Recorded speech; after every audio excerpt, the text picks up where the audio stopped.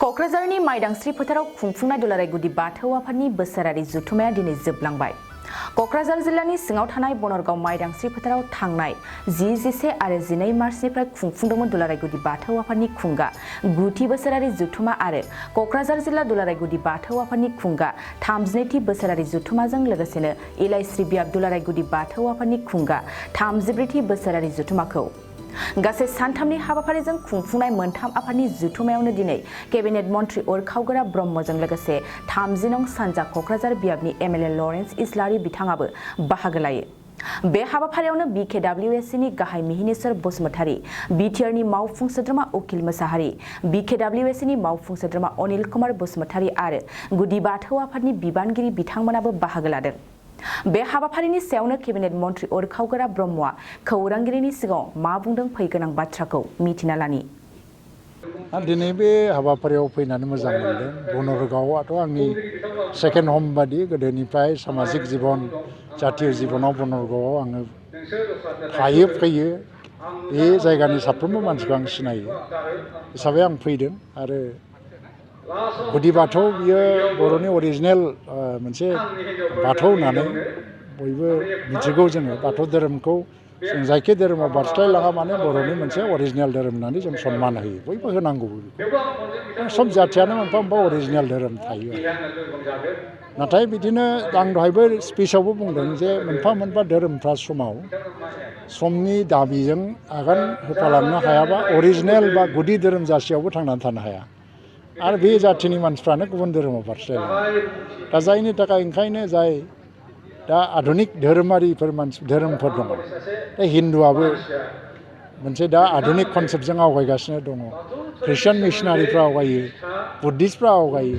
दिनै बिसोर गायसननाय स्कुलफोरनिफ्राय साइन्टिस्ट जोनोम जादों, इन्जिनियार जोनोम जादों, टेक्न'क्रेट जोनोम जादों, इक'नमिस्ट जोनोम जादों आरो गासिबो बिथिङाव जोबोद माने गोरों जादों। माने दा समाजखौ बिसोरनो दैदेनगासिनो दं। इस्लामावबो बेनो फैगासिनो दं। इभेन इस्लामखौ जोबोद अर्थ'डक्स धोरोम नालाय मा जानो, इस्लाम धोरोमनि गेजेरजोंनो सालायजानाय स्कुलनिफ्राय खिन्थु साइन्टिस्टबो जोनोम जालांगासिनो दं। दा ओंखायनो धोरोमाव मोनसे आधुनिकरनर प्रश्न फैदों। आधुनिकताया जाहैबाय माखासे सिस्टेमखौ सोलायबानो जाया, बेनि एक्टिभिटिसावबो सोलायनो पारपसावबो।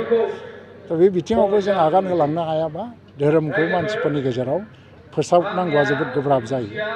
बिथिंथियो धोरोमा दिनै बाथौ धोरोमाव गोरों गोरों मानसि फैबाय, प्रफेसार फैबाय, सोरबा इन्जिनियार फैबाय, बिसोरो मोनसे गोदान प्लेनजों आवगायलांगोन। गुबुन गुबुन धोरोमाव बारस्लायलांनाय मानसिफोराबो दिनै बाथौखौ गुदि धोरोम होननानैनो जों सन्मान होयो। खिन्थु बेखौनो आं खावलायगोन, जेखि धोरोमाव थाया जोंनि गेजेराव जों जाथि हिसाबै, हारि हिसाबै मोनसे खार'नावल' जों थांनानै थाबोदोंमोन खौसेयै। जोंनाव धोरोमनि कनफ्लिक्ट गैया, धोरोमनि बिबाद गैया आरो जोंनाव। धोरोमखौ लानानै जोंनि गेजेराव सौग्राव सौसि जाफेराखै गोदोनिफ्राय।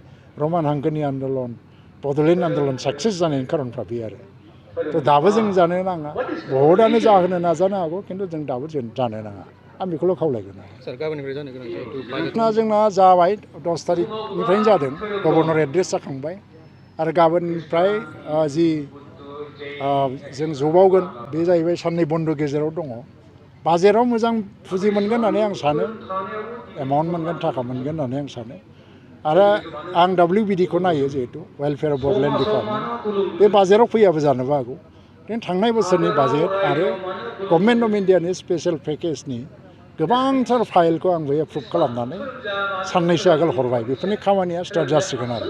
जेरैहाय जिल्ला मोनफ्रोमबो अडिट'रियाम एबा स्टेट गेस्ट हाउस BTCआव मुंख्लंफोरनो जेनेबा एक्स ग्रेसिया होनायनि मोनसे पर्याय फैदों आरोबाव। जोंनिफ्रायनो लिस्ट होनाय एबा माने माबा स्क्रुटिनि खालामनायाव जोंनानो थालांगासिनो दं। जोंनिफ्रायनो जों मावनो हाया जादों। नाथाय मावनो हानायबा जों मोनजोबगौमोन। नाथाय जों जिखिनिखौ मावनो हादों 201 जन, बाहाय 10 कोटि 5 लाख थाखा जों होनो हासिगोन। 5 लाख करि बेखौ बावैनो होनाय जागोन। थ' बाजेटआव जोंनि 7 जन जोंहा MLA दङ। 7 जनबो MLAआ गाव गावनि बिथिंनिफ्राय गासैबो जेंनाफोरखौ बे ओनसोलनि बेखौ बुंनो थाखाय जों थियारि जाबाय। खुलुमबाय। दुलाराय गुदि बाथौ आफादनि बे खुंगा 9थि बोसोर जथुम्मा क'क्राझार जिल्लानि बनरगाव खाग्राबारिनि जारिमिनारि माइदांस्रि फोथाराव सानथामनि आबुं हाबाफारि लानानै खुंनाय जादों। बिनिनो दिनै जोबथा सान। अदेबानि थांनाय बे साननैनि जि हाबाफारिमोन बेवहाय आसामनि दाब दाब जिल्लानिफ्राय गोबां जोंनि जिल्ला आफादफोरा बेहाय बाहागो लाफैदों। बुंनो थाङोब्ला नेपाल, सोनाब बंग, मेघालया, नागालेण्ड, बांलादेश, दार्जिलिं बायदि जायगानिफ्रायबो बेवहाय बाहागो लाफैदों। मैयानि जि फिरफिला बिर होनाय बे फिरफिला बिर होनायाव खेबसेयैनो जोङो गं 40 फिरफिला जों बिरहोदों। बे मोनसे जारिमिनारि बे माइदांस्रि फोथाराव। दा बिदिब्ला जोंनि गुबुन गुबुन जिल्लानिफ्राय बा गुबुन गुबुन जि जोंनि जिल्लानि थान्दैफ्रा बाहागो लाफैदों। बेहाय जों मिथिदों जे बिथांमोननि बुंथिनायनिफ्राय आरोबाव माखासे गोबां जायगा दंबावो जेराव जोंनि दुलाराय गुदि बाथौ आफादा थाबैनो बेफोर जायगायाव दावबायनानै आरोबाव जों जिल्ला आफाद दानायनि लाहार फाहार खालामदों। जेरै दुलाराय गुदि बाथौ आफादनि माखासे जोङो थांखि आजावनाय जादों। बेनि गेजेराव गोजाम मावफुं आफादनि बिबान बिदिन्थिनि समा रंग'नाय लोगो लोगो फैगौ 3 बोसोरनि थाखाय आरोबाव जों गोदान आफाद बेहाय दानाय जाबाय। बे गोदान आफादाव देरलामांग्रा गयारि बिथांखौ आफादगिरि, गाहाय नेहाथारि हिसाबै रबिराम रामसियारि, लाइमोन आफादनि आफादगिरि हिसाबै सोरां ब्रह्म, गाहाय नेहाथारि हिसाबै किरन बसुमतारी आरो माइनाव आफादनि आफादगिरि हिसाबै रक्तिमा बसुमतारी आरो गाहाय नेहाथारि हिसाबै फारुल मुसाहारिखौ मैयानि थान्दै मेलनि गेजेरजों सायख'नाय जादों। जोंनि आफादारि बिथिंजों जोंहा मोनसे नेम दङ। गोजाम आफादा गोदान आफादनो बिबान होयो आरो गोदान आफादा गोजाम आफादनिफ्राय बिबान लानायनि समाव जोंहा सतबांसा एबा समायखिरा लानायनि बे मोनसे हाबाफारि। जोंनि धोरोमारि फोथायनायजों सैथ्र दानाव बे हाबाफारिया जोंना जाया। बेवहाय जोङो बैसागु बायनानै बैसाग दानाव जों बेखौ खालामगोन आरो बे हाबाफारिखौ बानजायनो थाखाय कार्बि आंलं जिल्ला दुलाराय गुदि बाथौ आफादा जोंखौ हांख्रायबाय आरो बिथांमोननि हांख्रायनायखौ जों मान होनानै बे हाबाफारिखौ कार्बि आंलंआव खुंफैनो थाखाय जोङो थियारि जादों। बेराफारसेथिं दुलाराय गुदि बाथौ आफादनि जि 9थि बोसोर जथुम्मा बिनि उनाव फैगोन बोसोराव जोंहा 10थि बोसोर जथुम्मा जागोन। बे 10थि बोसोर जथुम्माखौबो बिश्वनाथ जिल्ला दुलाराय गुदि बाथौ आफादा गहपुराव बे हाबाफारिखौ बानजायनो थाखाय बिथांमोना हांख्रायदों आरो बिथांमोननि हांख्रायनायखौ मान होनानै दुलाराय गुदि बाथौ आफादनि थान्दै मेला आजावदों। दा बिदिब्ला दुलाराय गुदि बाथौ आफादनि थान्दै मेलाव आरो माखासे थांखि जों लादों। जेराव दुलाराय गुदि बाथौ आफादनि गाहाय मावखुलिखौ जों सामगामि लादोंमोन थांनाय बे 9 बोसोराव। नाथाय मैयानि थान्दै मेलाव जोंनि दुलाराय गुदि बाथौ आफादनि गाहाय मावखुलिखौ जोङो कारिगाव थानसालियाव जोङो बेखौ शिफ्टिं खालामबाय आरो दिनैनिफ्राय जोंनि दुलाराय गुदि बाथौ आफादनि गाहाय मावखुलिया कारिगाव। बे कारिगाव थानसालियाव जोङो माखासे मोन 25 मेजर प्रजेक्ट जों इतिमध्य बेवहाय सरजाबदों आरो बे मोन 25 मेजर प्रजेक्टखौ मावफुंनो थाखाय मैयानि हाबाफारियाव रायजो राजानिफ्रायनो माखासे बेवहाय जोंनि दुलाराय गुदि बाथौ आफादनि गाहाय मावखुलि जों फसंनो हागोन होननानै जोंहा फोथायनाय दं। बेराफारसेथिं संकस खेराइ प्रजेक्ट कमप्लेक्स डेभेलपमेन्ट कमिटिनि बेनाराव जोंहा बेवहाय दानि बिटिआर सरकारनि मानब गेदेर प्रमद बर' बिथांनि अननायजों जों इतिमध्य स्मार्ट फेन्सिं आरो बाउन्डारि वाल जों बेहाय इतिमध्य जों मोनबाय, बेखौ गायसनबाय। बेराफारसेथिं जोंहा बेवहाय कमिउनिटि हल जों बेबो जों मोनसे मोनबावदों। बेखौबो इतिमध्य संकस खेराइ कमप्लेक्स डेभेलपमेन्ट कमिटिनि बेनाराव लुगासिनो दङ। जों बेनि थाखाय बे खाबुआवनो दानि बिटिआर सरकारनि गाहाय मावफुं सोद्रोमा मानगोनां मुस्रि प्रमद बर' बिथांनिसिम जों साबायखर होदों बेखिनि मदद खालामनायनि थाखाय। जों मिजिंथिदों आसाम सरकार आरो बिटिआर सरकारा जोंनि दुलाराय गुदि बाथौ आफादनि जि थांखि आरो नोजोर बेनो जाबाय जोंनि गुदि बाथौ धोरोमखौ जोङो सारा मुलुगाव जोंनि बर'फोर जेराव जेराव गोसारना दं बेखौ जोङो बुथुमनाय आरो खनसायनाय आरो जोंनि दुलाराय गुदि बाथौ आफादनि जि माखासे गाहाय बोसोन बेखौ रायजो राजानो जोङो फोसावनाय। जों जेराव मैया जों खेराइ होदों, मैया हराव दहाय फुङावसो 7था 8था लागै बे खेराइया जादों। जों मुलुगनि सान्थिनि थाखाय गासै बर' हारिनि खौसेनि थाखाय गोजोननि थाखाय बे खेराइखौ बेहाय होनाय जादों। जों मिथिनायाव जोंनि खेराइया जाफुंदों। बेवहाय जों जा थांखि आरो मिजिंजों जों खेराइ होदों बे बनरगावनि बे जथुम्मानि गेजेरजों बे थांखि मथे जोंनि बर'फोरनि खाफालाव गोजोन आरो खौसेथिया फैगोन होननानै जोंहा फोथायनाय दं। बर'फोरनि धोरोम होननानै बुङोब्ला बाथौ धोरोमखौनो जोङो मिथिगौ आरो बाथौ धोरोमाव नुनो मोनदों मोननै पार्ट, बोलि बाथौ आरो बिबार बाथौ। बेनि गेजेराव मोनसे गोरोबलायै थासारि जोंनि ससाइटियाव मोनसे क्रिटिकेल सिचुवेसन लाबोयो। बे समाव दुलाराय गुदि बाथौ आफादनिफ्राय नोंथांमोनहा मा बिबुंथि होगोन आरो दुलाराय गुदि बाथौ आफादनि गेजेरजों गोजोन खौसेथिनि थाखाय मा फोरमायगोन? दुखु गोनां बाथ्रा, जों दिनै दुलाराय गुदि बाथौ आफादनि बिथायाव थानानै बाथ्राखौ बुंनांगौ जाहैबाय। जोंनि बाथौ धोरोमाबो बयनिख्रुइबो गोजामसिन धोरोम। बर'नि धोरोमा मा होनना बुंबा बाथौ धोरोमखौनो बुंनांगोन आरो बाथौ धोरोमनि जि गुदि खान्थि बे जाबाय खेराइ होनाय, गारजा होनाय, बोलि खान्थि। नाथाय गेजेर ससेयाव जों मिथिया रोंनानै जाखो ना रोङालासिनो जाखो बेवहाय एसे गुलाय गुजाय फैबाय।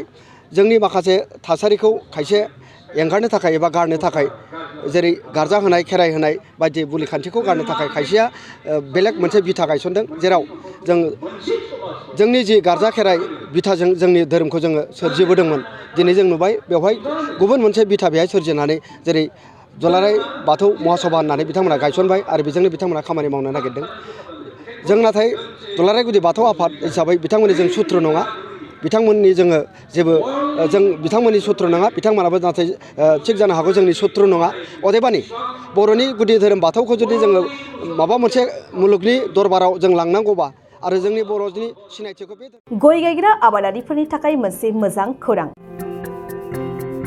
थापा नार्सारियाव मोननो हागोन जाखांफु लाइमोनफोरजों बानायजानाय हाजो आरो हायेनावबो गायजानाय अर्गेनिक गय फुलि थापा नार्सारियाव अर्गेनिक आदबजों बानायजानाय मोजाङैनो खिलिखांनाय गासै 20,000सो गेरेमसा गय फुलिफोर दं बारा नङा फांसेयाव 60 रां होनानैनो नोंथांमोना गय फुलिखौ बायना लांनो हागोन बुरजा लाङोब्ला खमायनायनि सुबिदाबो मोननो हागोन थापा नार्सारिनि गुबै थङा क'क्राझार सहरनि सानजा फारसे थानाय बावखुंग्रि हाजोजों नांजाबनाय हरिनागुरि गामि हाथाइनि साखाथियाव बे अर्गेनिक गय फुलिफोरखौ लांफैनोब्ला नोंथाङा 8011837272 नङाब्ला 9707460226 जानबुं अनजिमायाव थोंजोङै जगाजग खालामहरनो हागोन